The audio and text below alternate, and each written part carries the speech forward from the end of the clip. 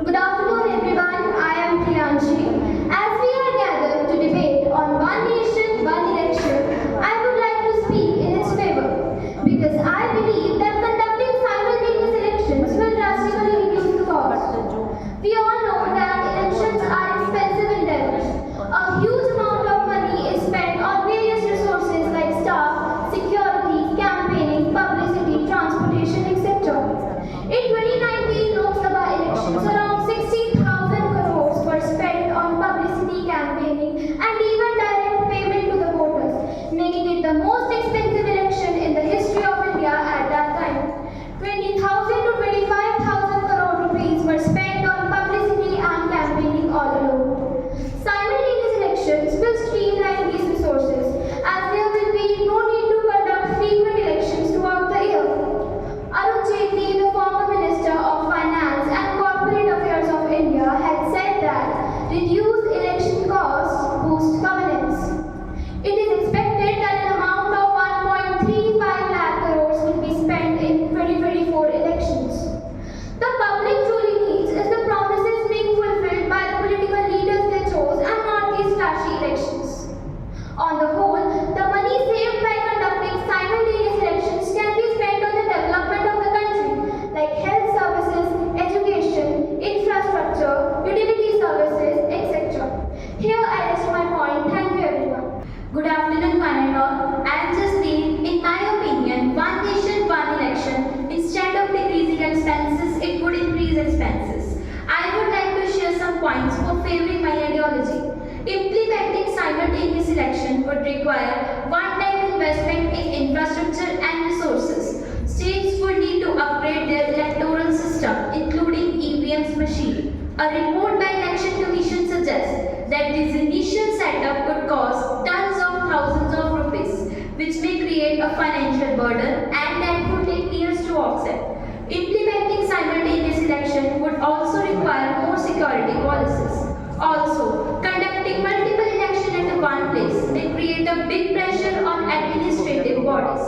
I would like to add some statistical data for favoring my ideology. 73% of organizations may report an increase in expenses in India 2022. About 50,000 crores spent on election in India 2022. At the end, I conclude to say, economic burden weighs on manpower need. Economic burden weighs on manpower need. One nation, one election, and unsustainable day.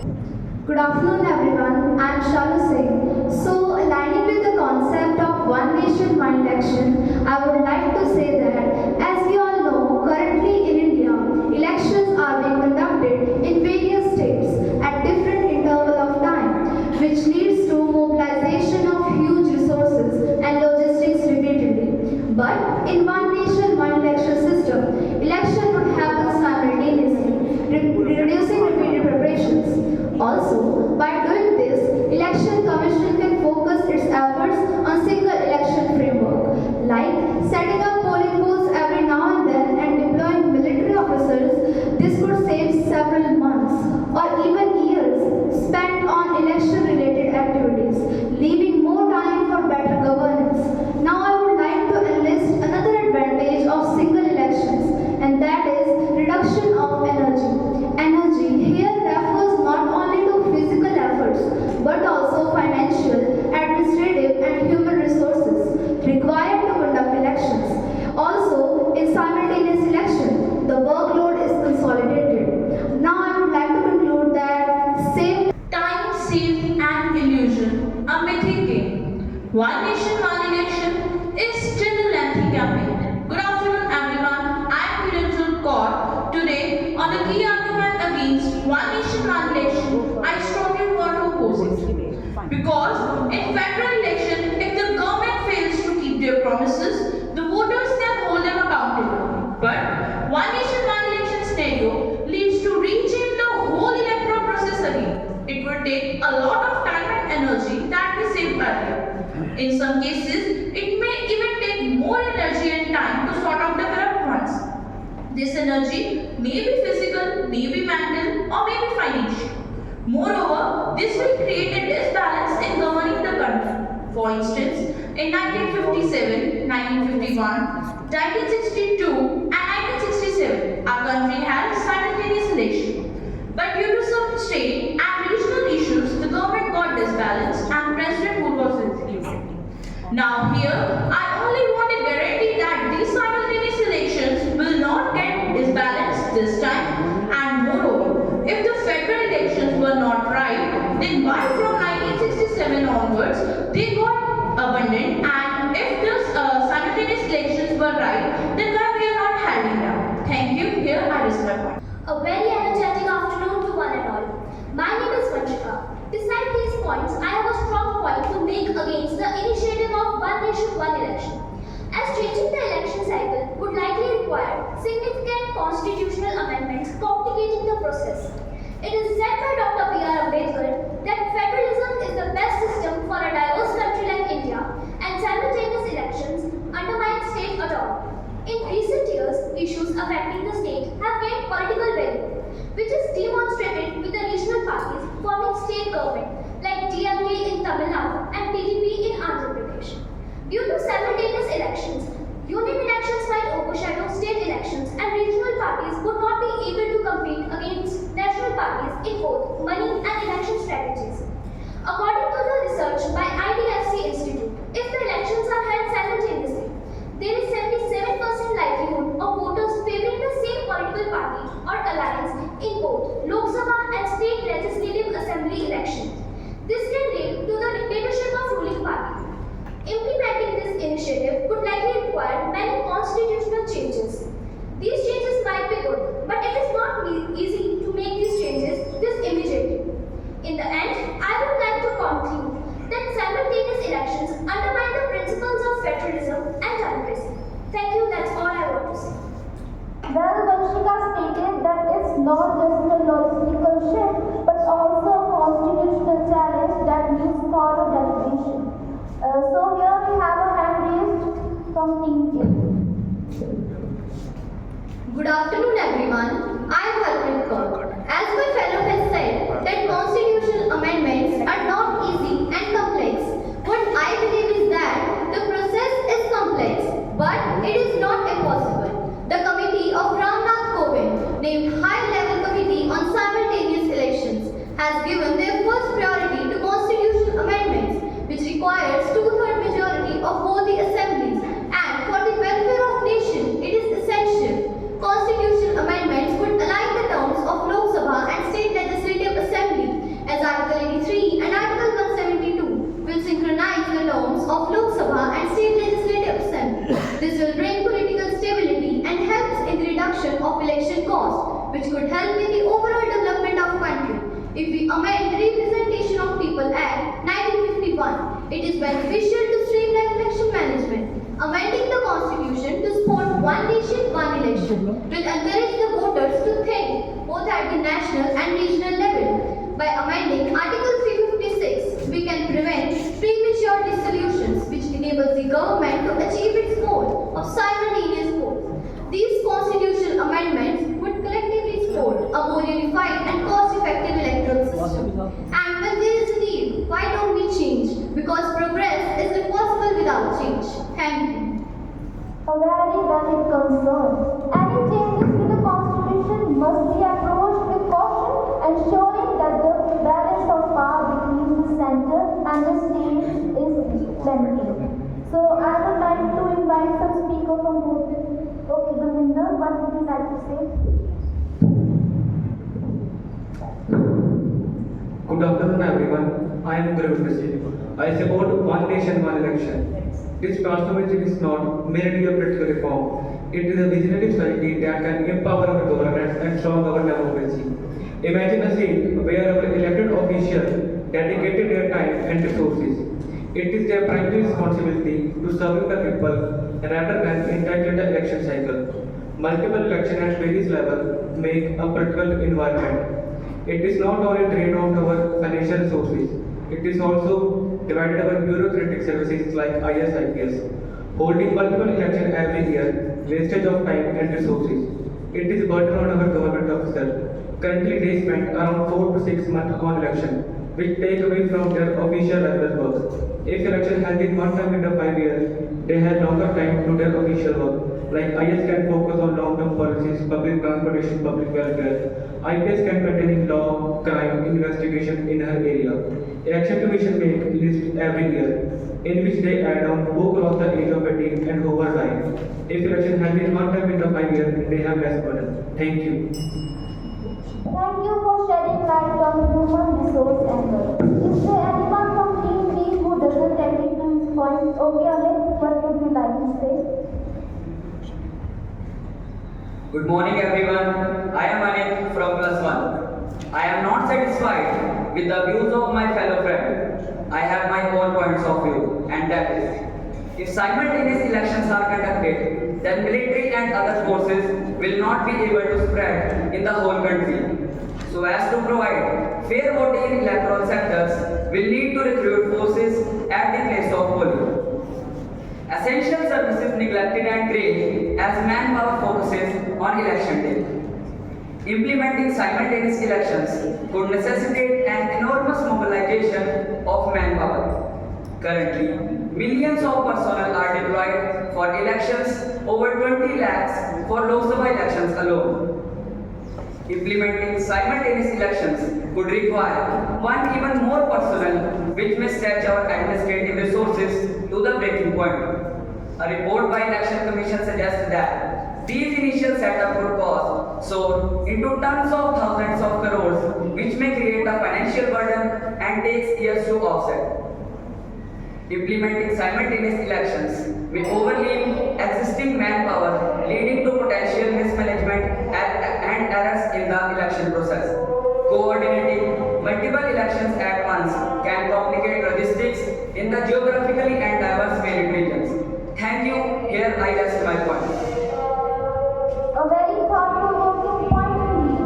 The logistical complexity of managing a large-scale, single-time deployment cannot be ignored, and careful planning would be essential. Now, anyone who would like to put forward their point? Okay, Sunny, what would you like to say? The country needs stability and one nation, one election will provide it. Good afternoon everyone, my name is Sunny Kumar Yadav. I will talk about how focusing on long-term policies through one nation, one election can greatly benefit our nation. Frequent elections disrupt governance and cause significant financial burden. Every election costs crores, pulling funds away from the key areas like healthcare and education. Government focus on short-term wages like loan waivers or subsidies to win votes, ignoring long-term growth. If one nation, one election is implemented, government will be able to focus on long-term developments rather than short-term gains. Countries like South Korea and Singapore have stable governments and long-term policies have seen tremendous economic growth. The system will allow better planning in key areas like instead of delays or the frequent election, long-term focus can ensure faster completion of projects like highways and railways. Countries like Finland have shown how stable education can uplift the entire nation. With a stable policy environment, India can attract more foreign investment just like Germany has done over the years. Long-term planning can ensure consistency in programs like rural employment and healthcare. It can also greatly improve productivity for Indian farming. In the whole, I calculated that one nation, one election can not only reduce the financial burden, also bring up political stability, allowing governments to focus on long-term goals. This is key for India's developments in infrastructure, education, and economic growth. Let's support this policy to make India stronger and a developed nation. Thank you.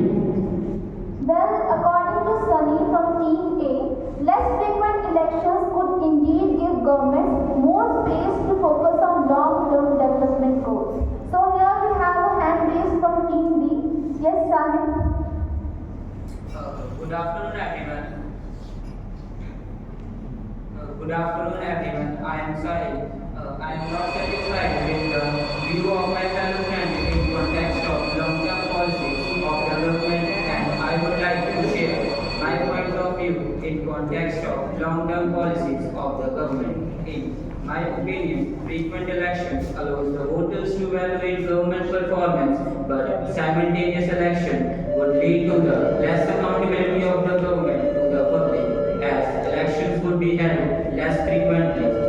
Some regional parties feel that simultaneous elections would disadvantage them as they have limited resources as compared to the national parties. In simultaneous elections, some states might lose their representation in Lok Sabha or Rajya Sabha if their assembly terms are shortened or extended. If a government falls before completing its term, it would disrupt the simultaneous election cycle. Also, policy making often requires time to develop and to be implemented effectively. Thank you. That's all from my side. Well, Simon wants to say that while long-term policies are crucial, periodic accountability ensures that government remains answerable to the people throughout the term. So here we have a hand raised from Team B. Yes, Sambhav. Regional parties are the voice of marginalized communities. A joyful afternoon to everyone. I am Sambhav Moy. In the context of today's program, I want to address issues of states and regional parties. This concept will need to alter existing electoral landscape of state legislature and panchayat. Well, how? With a focus on national issues, regional concerns may take a step back, potentially leading towards lag in state-specific development areas. Secondly, simultaneous elections will disturb local government as state government will need to align with central government's election schedule. Also, it will cause centralization, potentially eroding states' autonomy and decision-making power. To support my views, I want to add some statistical data which are surveyed by Election Commission of India and ADR in 2019. They state that 60% of regional parties get their vote from local issues. 71% of voters prioritize local development issues such as water scarcity, roads, healthcare. Ending my points, I want to say that Bharat is the same reasons why elections were dissolved in late 1967. Thank you. A crucial reminder indeed. Any changes in the electoral system must be sensitive to the unique federal structure of India and ensures that the autonomy is not compromised. So anyone who would like to rebut this point, yes, please. Good afternoon, everyone. I am Kushi. Today I will be discussing how the concept of one nation, one election would not suppress state and local issues. First, simultaneous election can actually enhance voter engagement as candidates must appeal to both local and state issues. Moreover, the media landscape would likely cover both local and state issues. Also, high participation rates due to reduced election fatigue can empower local representatives to prioritize their constituents' needs more effectively. Finally, the synchronization of election cycle can promote better coordination between state and policymakers, fostering legislative synergy. This collaboration may ultimately lead to more responsive governance as local leaders work in tandem with national priorities, ensuring that state-level matters, local issues are not acknowledged but actively addressed. Thank you. This is from my